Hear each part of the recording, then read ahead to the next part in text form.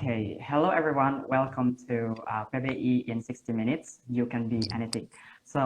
Today I will be your host. Kenalin, nama aku Ajay. And sekarang our special guest is already here, Kak Adit. Yay! Hello. Hello, Kak Adit. Kak Adit, how is life going? How is life going? Well, it's been, actually, I just woke up from a nap, so I have to say it's going pretty easy right now. But Yeah. overall, I've been busy with my grad studies. I'm working on my I thesis see. proposal this semester. So, the Mm. pandemic still has me busy. Yes, I think despite the pandemic, we need to stay positive, right? We need to stay healthy and also stay safe every time we go outside, for example, right? So let's say hi to the viewers and let's see who are here already. I think there's a lot of people here. I would like to say thank you for you guys, the viewers yang udah menyempatkan waktunya untuk nonton PBI in 60 Minutes ini. And right now, currently PBI in 60 Minutes udah episode yang ketiga ini. And then before going to our talk show, aku mau minta izin dulu nih Kak untuk ngejelasin apa itu PBI in 60 Minutes and also tentang penerimaan mahasiswa baru Atmajaya ya Kak. Oke.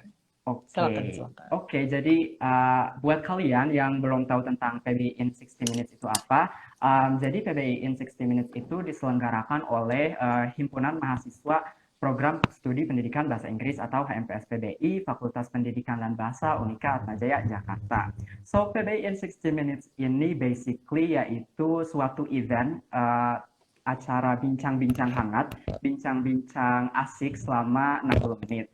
And then what we are talking about here, we're talking about a lot of things kayak prodi PBI, dunia perkuliahan, tips-tips bermanfaat selama menempuh kuliah, and then profesi setelah lulus kuliah dan juga pekerjaan dan other interesting topics. And then so bincang-bincangnya itu dengan siapa aja sih? And then narasumber yang akan diundang yaitu mereka yang punya pengalaman, prestasi, mahasiswa dan alumni PBI seperti Kak Adit ini.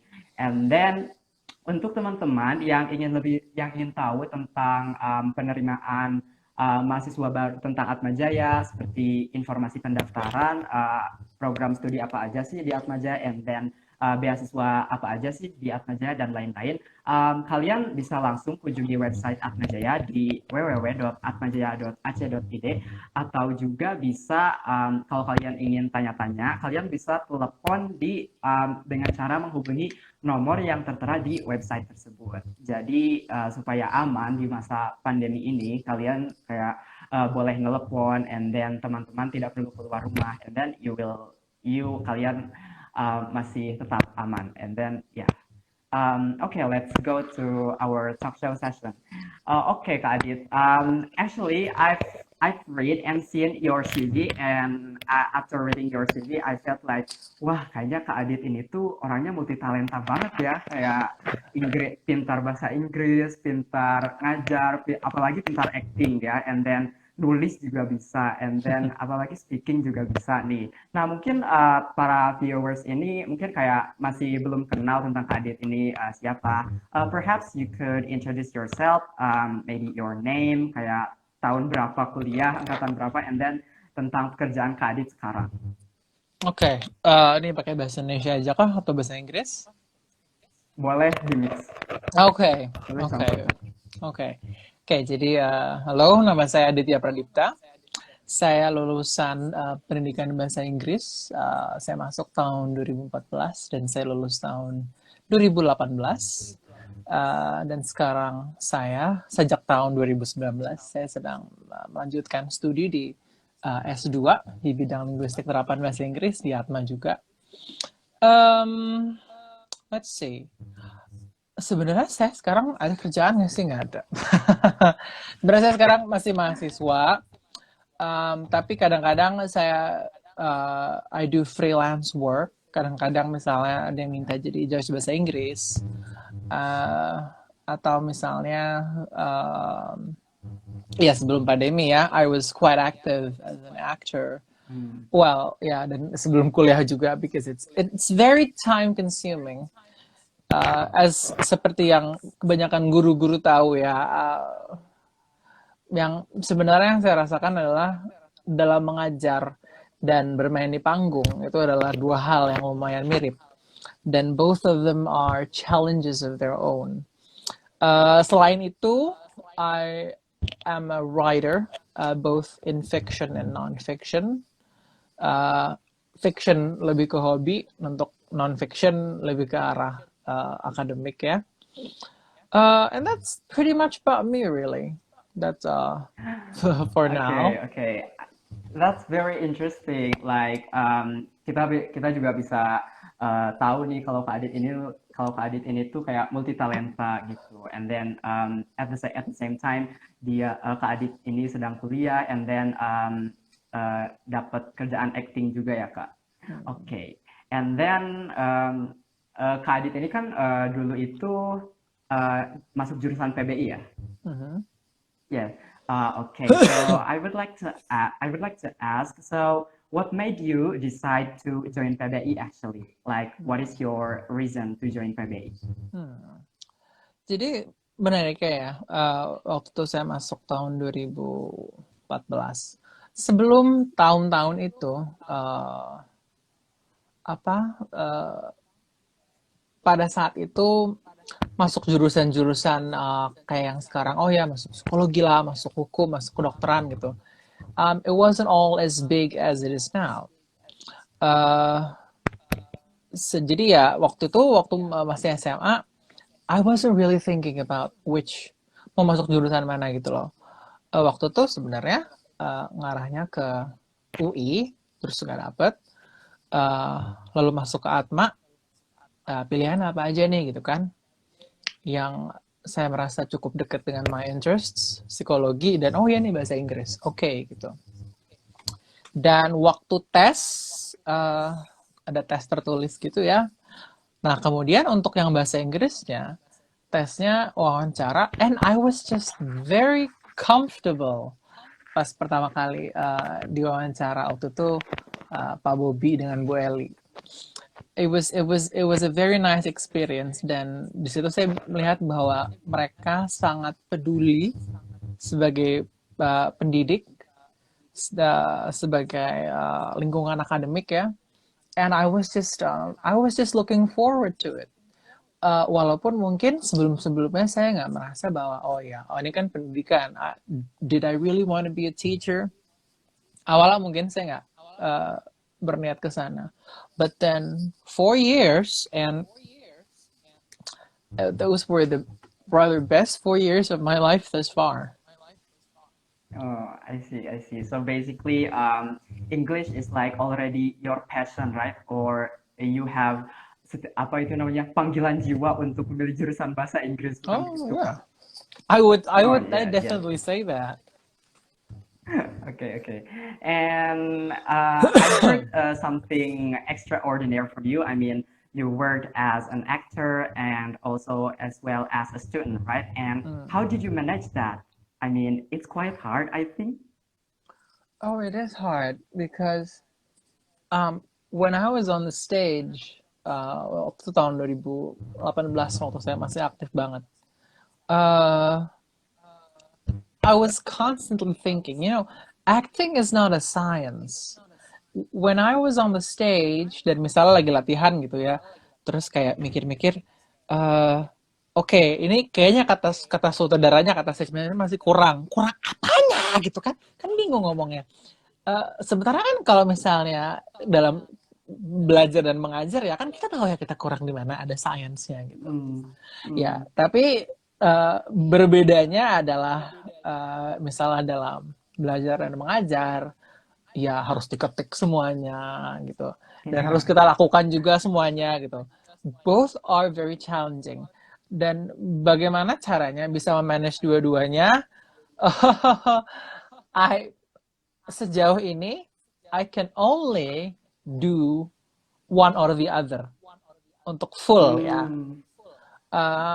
Karena sejauh ini, jadi waktu itu I think sekitar tahun 2015 itu saya kuliah. Terus tapi setelah kuliah kan waktu itu kuliahnya pagi ya. eh, Sore atau sampai malamnya saya latihan di UI karena waktu itu saya ikut teater di UI. Hmm. Waktu itu it was fine because I was young. I was young and healthy. Terus tahun 2017 I was diagnosed with an autoimmune condition namanya rheumatoid arthritis. Waktu itu saya pakai kursi roda. Sekarang sih udah cuma pakai tongkat doang kayak untuk jalan jauh. And that affects my energy. So I have to choose uh, which one do I want to pursue seriously for now gitu. Hmm. Uh, tapi memang di akhir hari ya, how do I manage it? Both come from a similar source of energy. Pada saat kita mengajar itu seperti kita sebenarnya seperti kita perform di depan panggung. Dan pada saat kita perform di depan panggung itu juga seperti ketika kita mengajar, kita mencoba menyampaikan suatu informasi, suatu pesan, we are trying Hmm. to communicate something. Jadi, Ah, to me, it comes from a similar source of energy. The question is, how much of that energy do I have currently? That's a different issue altogether. okay, okay. So basically, what you have learned in PBI itu bisa digunakan di dunia acting juga ya, Kak. Oh, yeah, definitely. Hmm. Okay. And then kita akan lebih fokus ke proses perkuliahan dulu, Kakak. Okay. And then the question is that what is your impression of learning environment in PBI? Oh, wow. Uh, saya tuh adalah generasi eksperimental ya. As in, biasanya saya tuh generasi terakhir yang mengalami suatu kurikulum. Dan waktu itu kayaknya not only were we students that learned the one of the older curriculums, but then we also taught the older curriculums. Uh, Kayak kalau sekarang kan semua lebih terpadu ya.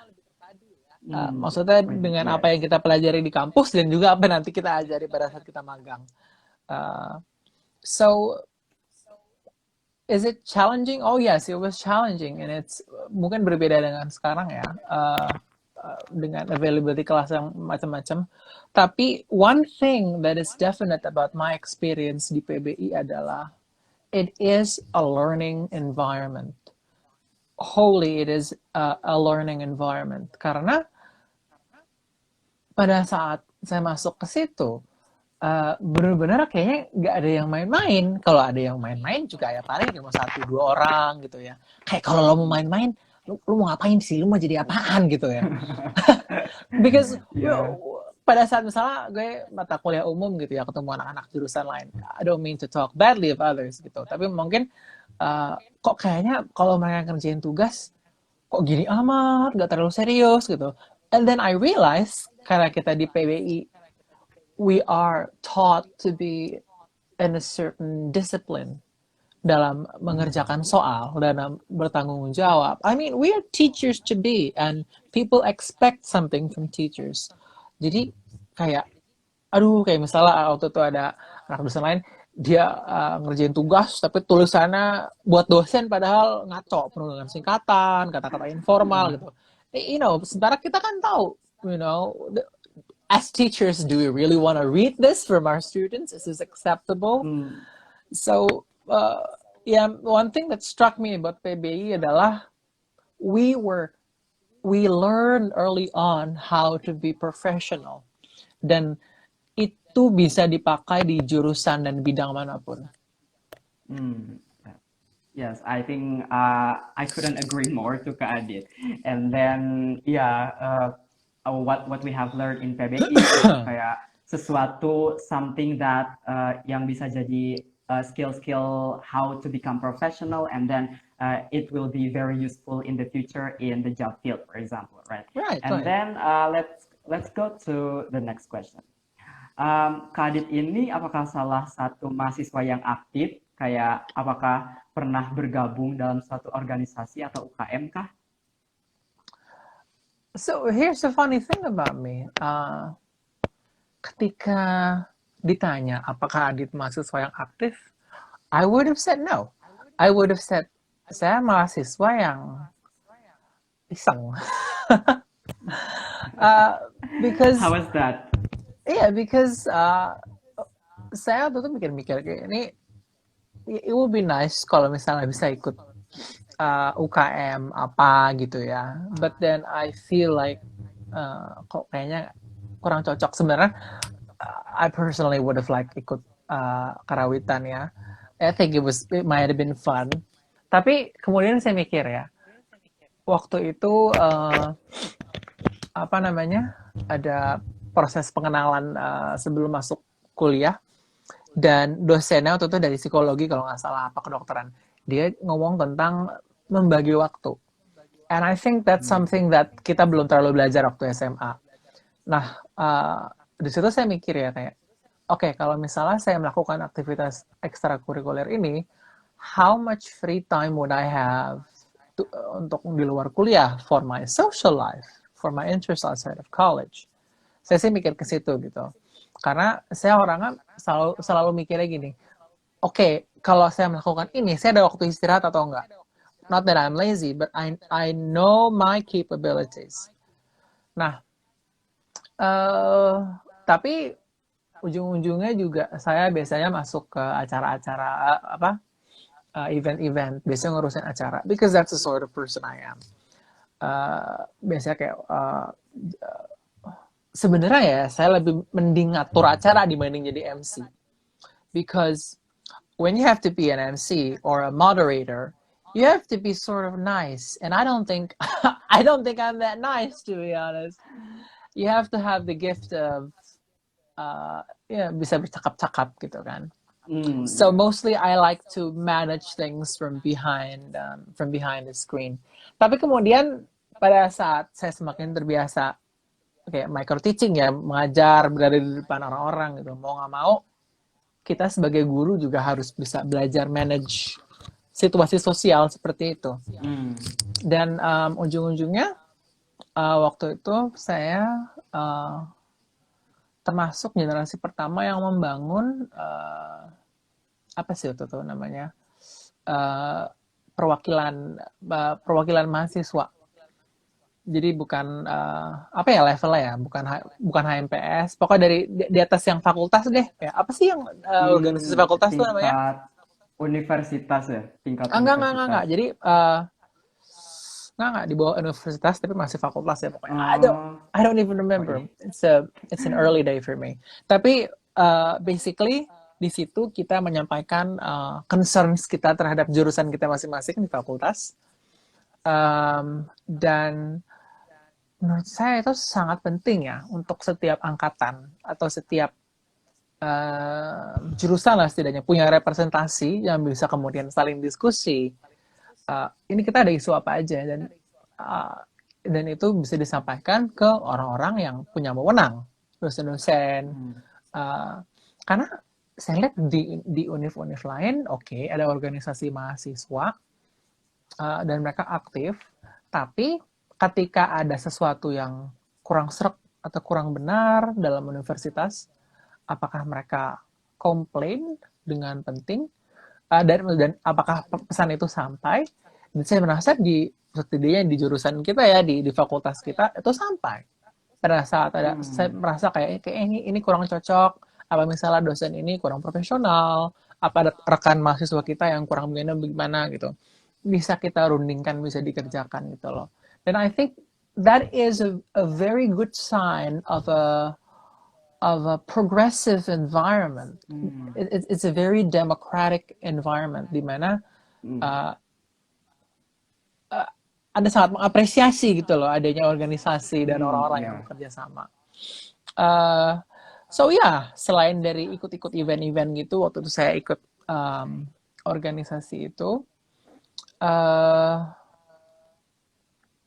Tapi lambat laun ya dengan with my health and decline so to speak, akhirnya saya juga lebih milih-milih untuk ikut event atau apa.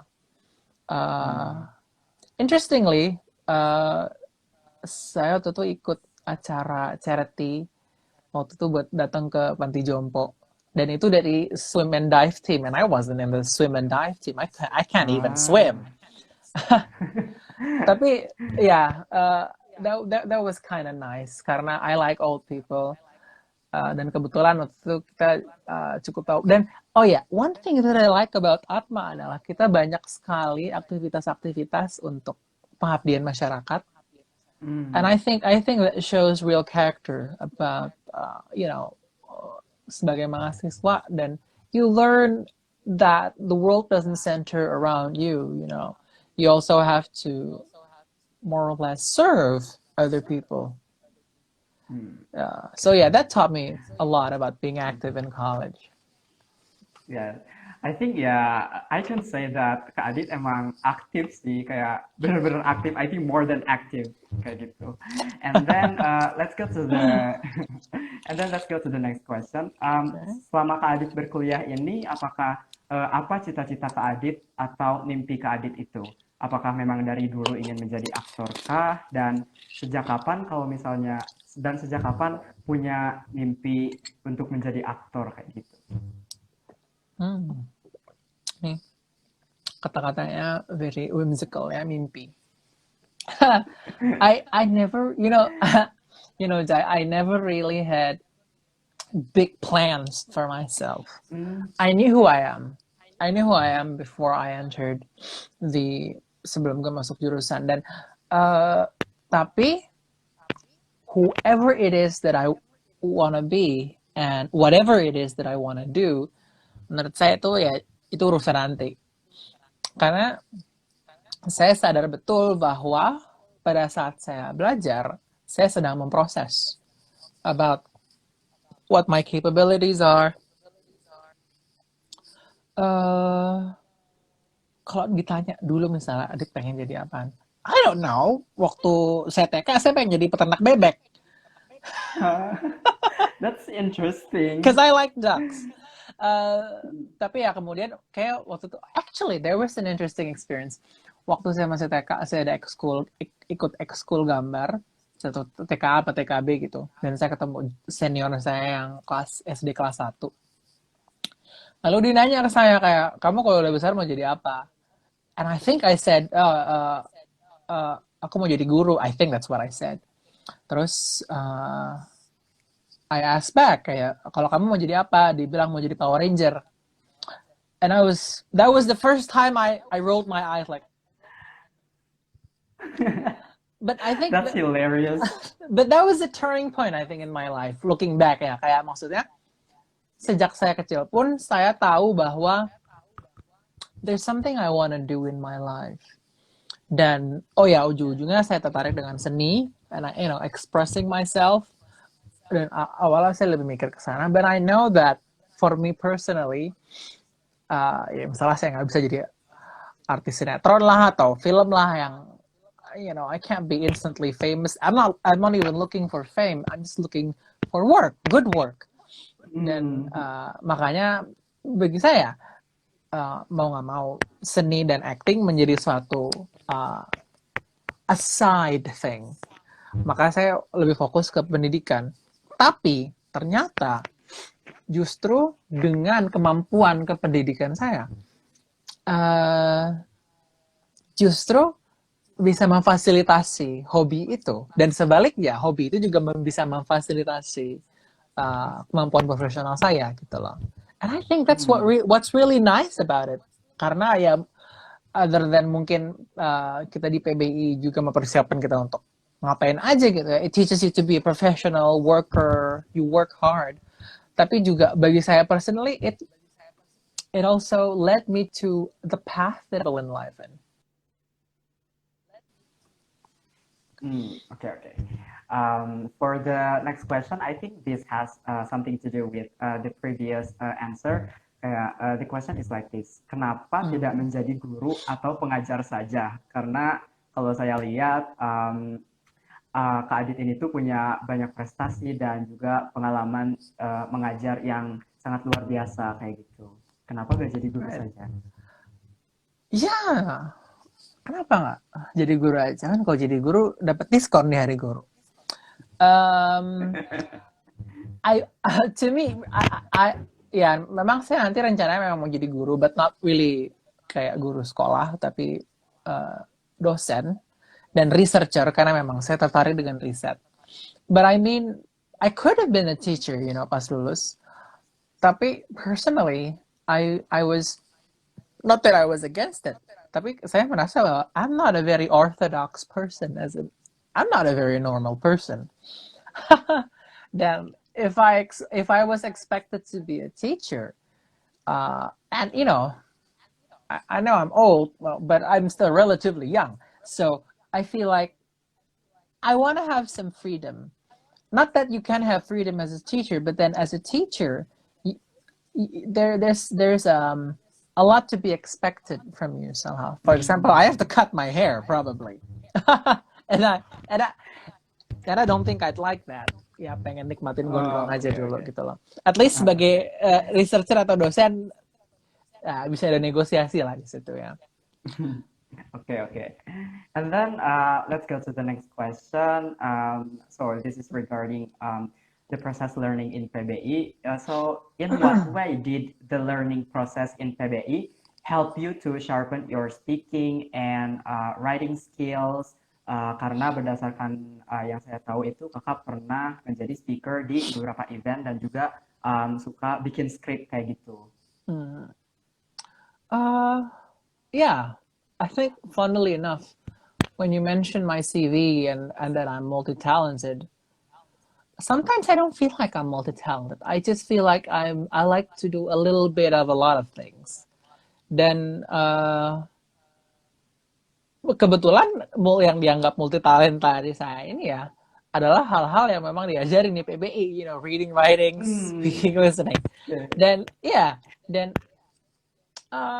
I think being in PBI has enhanced those skills for me. Especially in speaking, yes, because kemudian walaupun saya misalnya nggak sempat masuk sekolah teater, as in formal education of theater, tapi saya tetap dapat banyak kelas speaking atau banyak opportunities where I get to express myself as if I'm in a theater, and that includes teaching. Tapi juga kayak misalnya dalam writing ya, and for me that's very important karena that's how I speak my mind. I speak my mind often online about socio-political issues. Dan saya ingat waktu itu di kelasnya Ibu Lani, di kelas research writing ya, RELP, adalah bagaimana caranya kita menyampaikan ide kita dengan concise tapi sampai gitu loh. Dan it's stuck with me ever since. Kayak seperti ada Bulani gitu loh di kepala saya yang bilang kayak nih, kalau ngomong udah segini aja, jangan kelewatan gitu. And to me that is a very precious gift karena as an actor, mungkin I'm inclined to be dramatic. I'm inclined to be, to explain things more than what they should be. But then as a researcher and as an academic, I should, convey the information as it is and be factual. And I think that's absolutely wonderful. It's given me a very good ini jadi modal yang sangat berguna gitu loh. Yeah. Okay, I think I can conclude that yang dipelajarin di PB itu kayak benar-benar berguna di nulis, speaking, and also ke acting juga ya Kak. Right. Okay, so those questions are regarding perkuliahan, college life kayak gitu, and then we are going to going even further regarding pekerjaan kayak gitu, and then let's go to the first question. Bagaimana Anda bisa mendapatkan job sebagai seorang aktor di beberapa teater? Saya memang aktif di teater tuh udah 1 dekade kali ya dari zaman saya remaja. Jadi saya cukup familiar lah. Yeah, it's quite long. I mean, some of you were still babies then. Dan jadi ya overall sih memang saya sudah terbiasa dengan environment itu ya. Tapi as with any job, it's about being open to opportunities. Karena waktu itu saya ikut teater koma karena kebetulan teman saya ada yang anggota dan waktu itu lagi ada open audisi dan mereka ngadain kayak training dan saya ikut dan alhamdulillah saya diterima walaupun proses inisiasinya sangat ketat ya. Uh, karena ya kadang begini ya Cai, kita tuh mikir teater tuh soal you put on a costume and you just say a lot of funny things on a stage, but no, same as with teaching, ada beban, not a good and not a bad beban ya, tapi you have a responsibility because teaching, like acting, is an art just as it is a science. There's an art to it and then there's a science to it, which makes it very complicated. Tapi memang at the one thing that tadi we've talked about bagaimana mengajar dan belajar ya has affected my acting.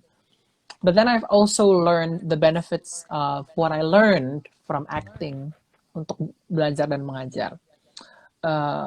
Dan ini adalah salah satu cara bagi saya untuk masuk teater ya. Jadi dalam teater itu kita jangan sampai puas dengan hasil. As in, yang penting adalah prosesnya. Kenapa? Karena when we put on a show, yang penting penonton dapat apa yang mau mereka tonton. Udah, that's it.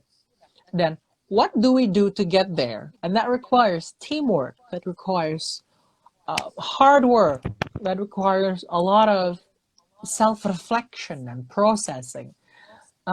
Jadi it's not about being on stage. Bagi saya yang bikin stres itu pas latihan. Sama kayak waktu ngajar. Bagi saya yang ngajar nggak stresnya, bikin RPP-nya yang stres. Oh.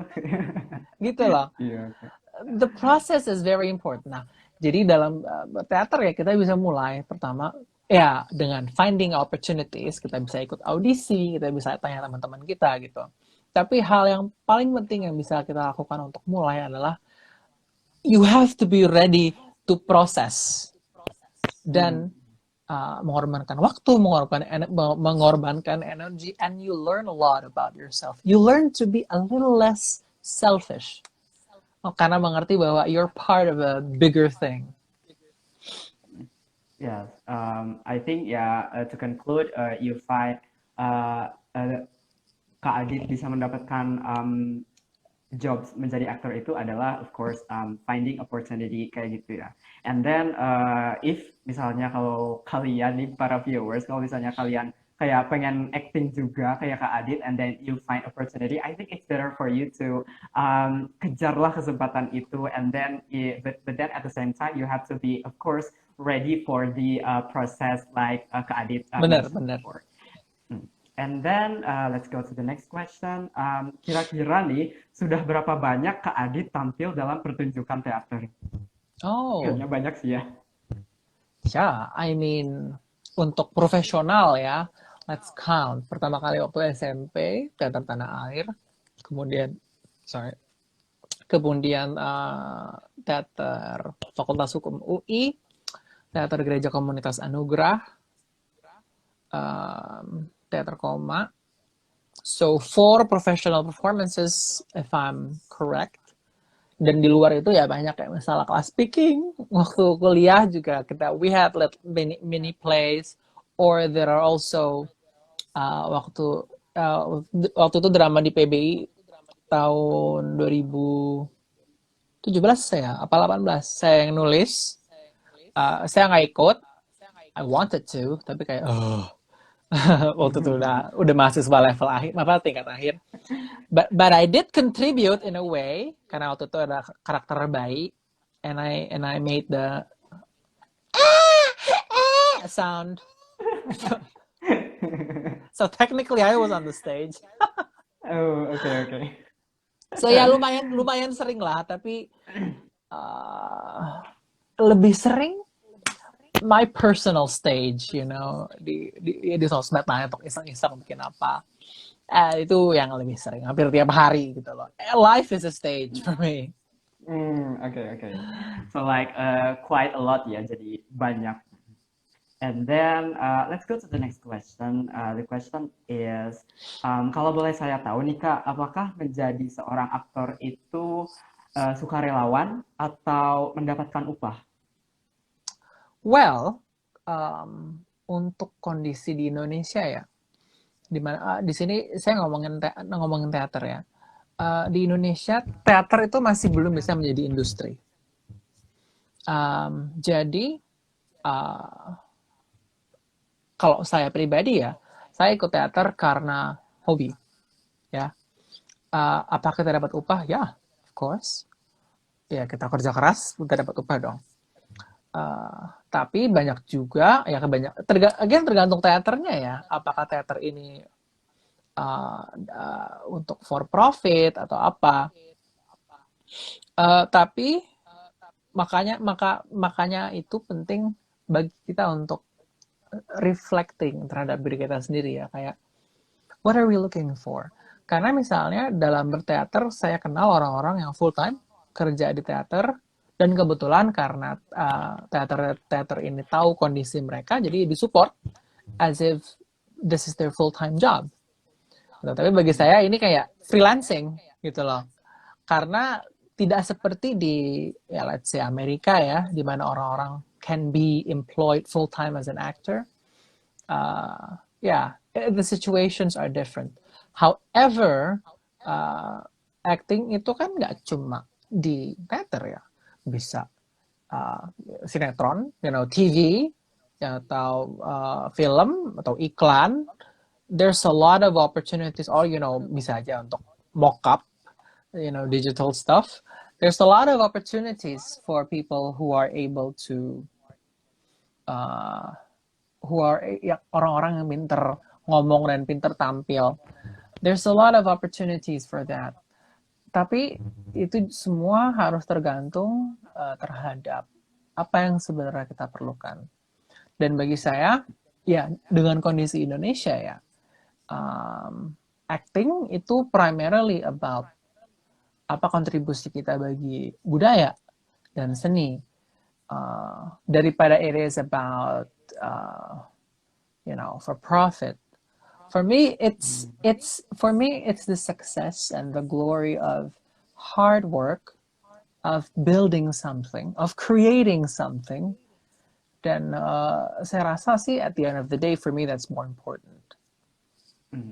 Okay, so if I may conclude, I think being an actor is also can contribute to our country, for example, yes. in the cultural terms, and also for example, to improve acting industry, for example, like definitely.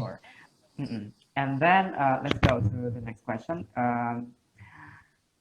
Let's see, apakah ada keinginan Kak Adit yang belum tersampaikan? Kayak misalnya Kak Adit pengen membuat organisasi teater sendiri? You know what I felt like I lacked di PBI adalah pengalaman teater yang gitu loh. Karena waktu itu memang saya bikin waktu itu nulis skrip buat English Festival ya. Bareng teman-teman juga. It was a wonderful process. Tapi masa-masa kejayaan PBI itu berdasarkan cerita-cerita ya tuh, itu dulu di mana yang ikut teater tuh banyak dan kayak bikin produksi Shakespeare dan it was a different time maybe ya. Tapi mungkin saya tuh pengennya adalah misalnya kita punya teater sendiri gitu loh di PBI atau di fakultas kita ya. Karena kita di antara fakultas dan jurusan lain, kita yang paling kayak seni kan. Kita berurusan dengan bahasa dan pengajaran, pendidikan. And I think I would have liked to have started like a theater club or a drama club. Hey, but you know uh, that's a different story. Yang menurut saya yang I quite came close to, walaupun mungkin belum sampai sepenuhnya, adalah my contribution in ensuring that our academic environment Mm-mm. represents us as a diverse country and population of people from various backgrounds, dan bagaimana kita bisa membuat lingkungan kita lebih inklusif. And I think I've been rather straightforward on, misalnya kalau sekarang saya dalam riset, saya melakukan riset di bidang-bidang tertentu yang mungkin banyak orang belum eksplorasi. Misalnya juga ada bidang-bidang seperti misalnya aksesibilitas terhadap orang-orang difabel atau terhadap orang-orang yang tidak berprivilege, ya. Bagaimana kita sebagai calon pengajar ataupun yang pernah mengajar atau apa, how can we make our environments more inclusive? I think I think that's, for me, that's more possible on working on that. Jadi ya itu nggak segreget, nggak nyampe klub teater tadi sih ya. But to me, it's a very important thing as well. Okay. I think to me, like you stated before, if PBI has their own theater, I think I will be really prouder as a student of PBI. Yeah, Right? right. I mean, currently I'm already proud of becoming student of PBI, and then if we have our own theater, I could be prouder. And then Exactly. yeah. Yeah. And then, okay, so right now we are going to the Q&A session. So for every one of you who wants to ask something to Kak Adit, you may comment, and then I will give the question to Kak Adit, and then Kak Adit will answer the question. Okay.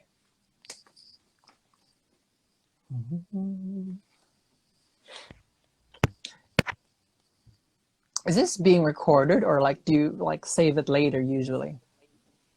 I'm not sure because actually this is my first time Oh, hosting PBI in 60 minutes. So cool. like, yeah.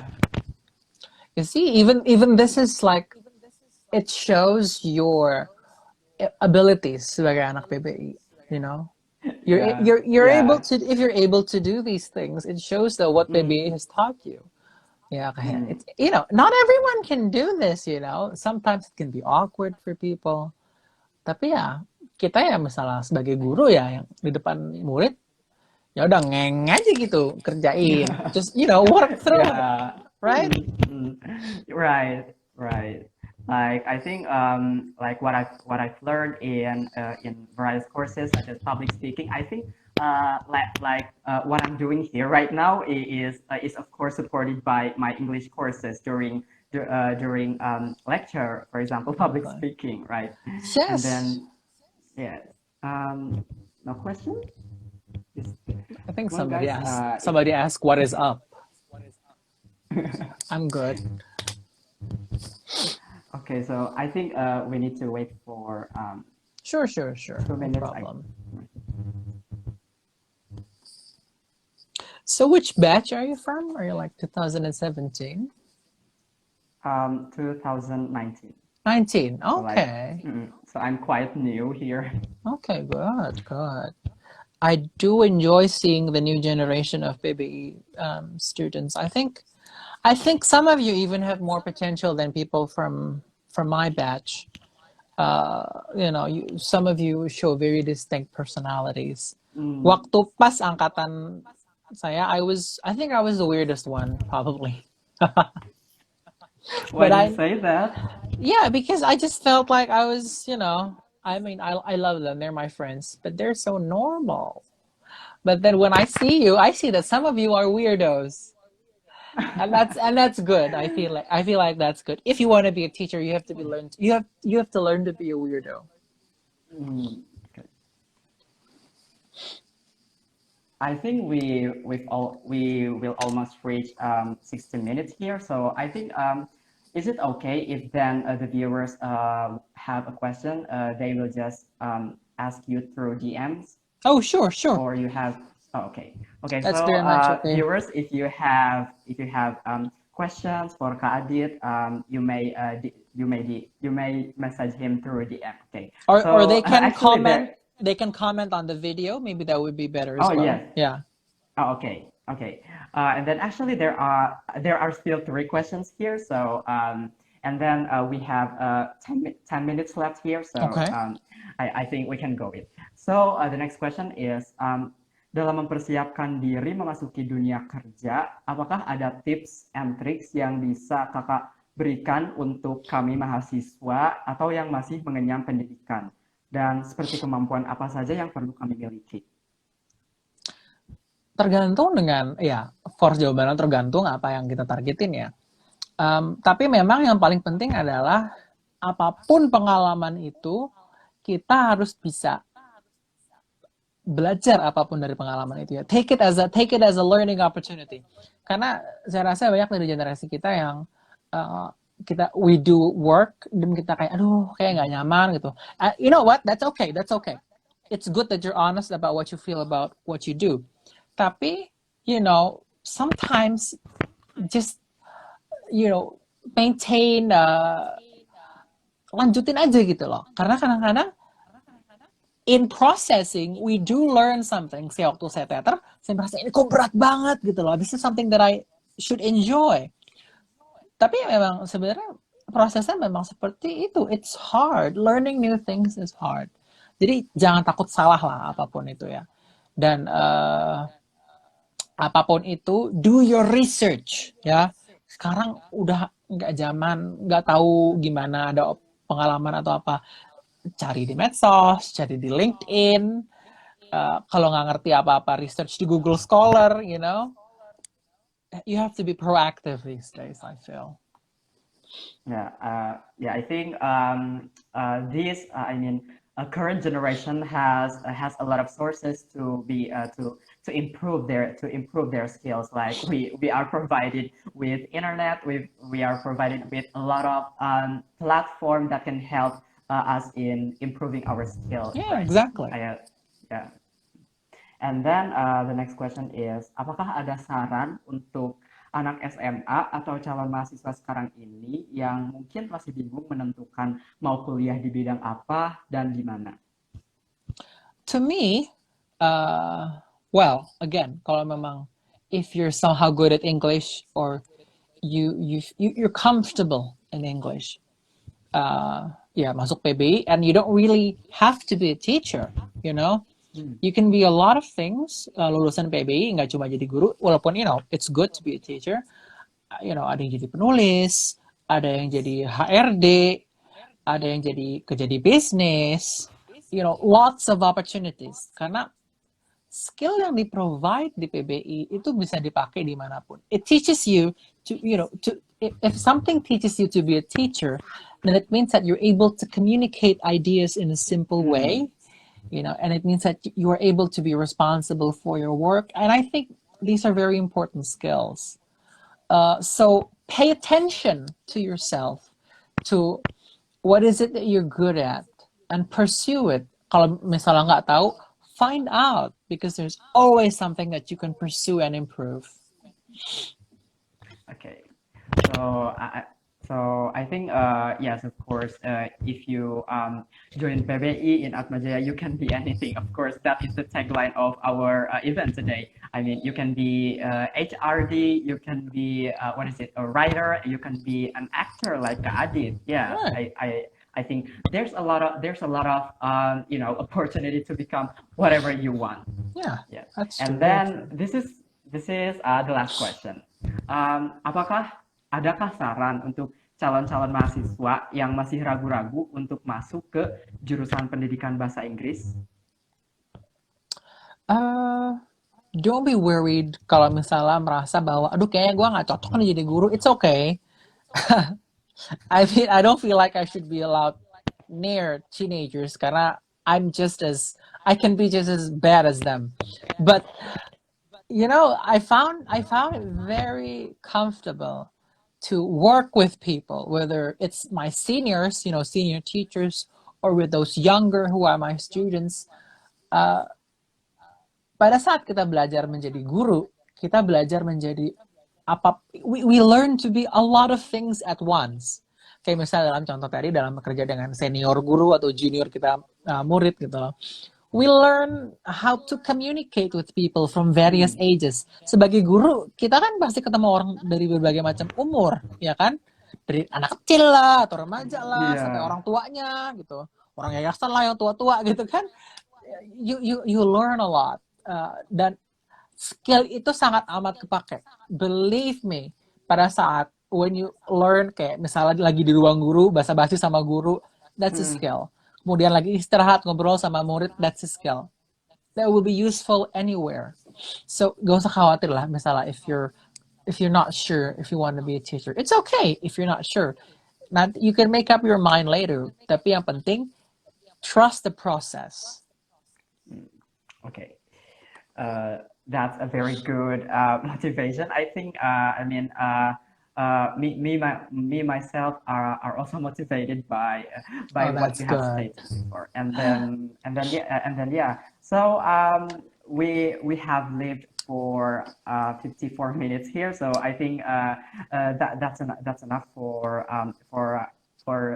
current PBI in 16 minutes here, and I would like to say thank you very much to Kak Adit for sparing your time, udah meluangkan waktunya nih untuk sharing cerita, and then sharing pengalaman bekerja and then sharing di dunia selama kuliah kayak gitu-gitu, and all of what you have said before is very useful for us, very inspiring for us, and we can take all of what you have stated as our motivation, sebagai bekal, sebagai panduan ke depannya bagaimana kayak gitu. And then I would like to say thank you to all of the viewers who have spared your time for watching PBI in 60 minutes. And then for those of you yang mau kuliah nih di PBI UAJ, kalian gak usah ragu lagi nih, karena kalian udah dengar tuh dari Kak Adit kalau di PBI UAJ itu ya, kalian will get a lot of skill. You will get more than enough skill. Kayak kalian bakal bisa jadi apapun itu, jadi aktor kayak Kak Adit, jadi penulis, jadi HRD, and so on. So, and also if you kuliah in PBI, you will have a beautiful and precious college life, and also your opportunity to get your favorable job is so high. You can be anything, right? Okay, Kak, thank you so much, thank you so much, Ajay, for this opportunity. Okay, bye bye. Okay, bye.